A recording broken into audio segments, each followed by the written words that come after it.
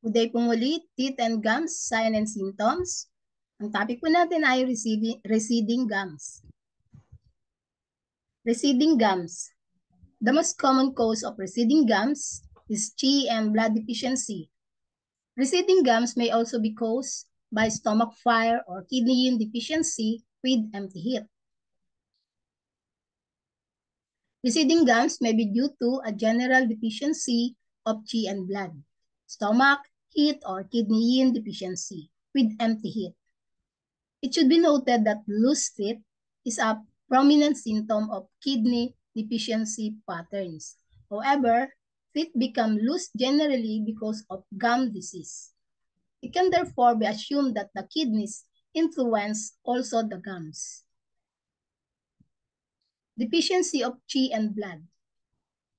Receding gums, pale lips, pale gums, poor appetite, loose stools, weak voice, tiredness, blurred vision, dizziness, numbness or tingling of limbs, palpitation, dull pale complexion, pale tongue, weak or choppy pulse.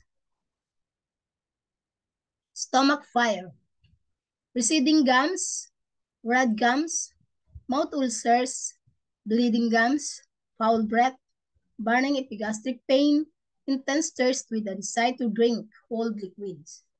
Mental restlessness, bleeding gums, dry stool, dry mouth, mouth ulcer, nausea, vomiting soon after eating, sour regurgitation, foul breath, a feeling of heat, tongue red with a thick, dry, dark yellow coating. So the pulse is deep, full, rapid. Kidney yin deficiency with empty heat.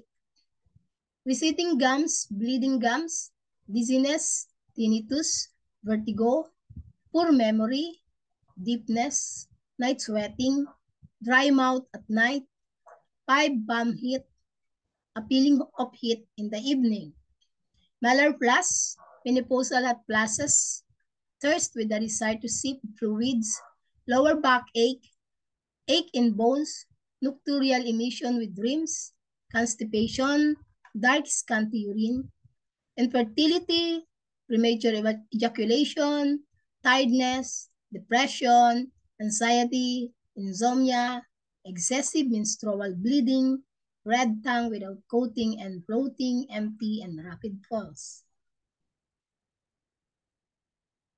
So our summary, receding gums, qi and blood deficiency, signs and symptoms are tiredness, poor appetite, loose stool, pale complexion.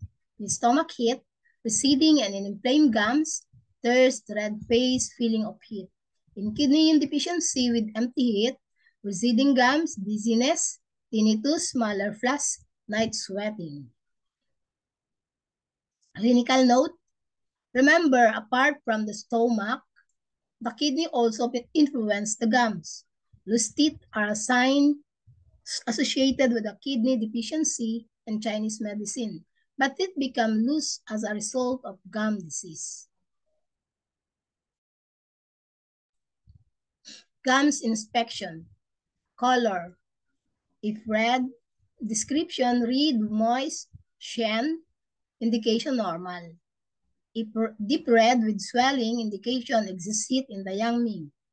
So if pale gums, so blood deficiency. If pale atrophied gums, kidney deficiency. Blue, line between teeth and gums, mercury poisoning. In shape, swollen gums, stomach fire flaming upwards, ulceration or bleeding, the same as swollen gums. Bleeding, bleeding with pain and swelling. So indication is stomach fire flaming upwards. So if the bleeding, chronic bleeding without pain, deficiency of flaming upward or spring qi deficiency. Thank you po for your listening.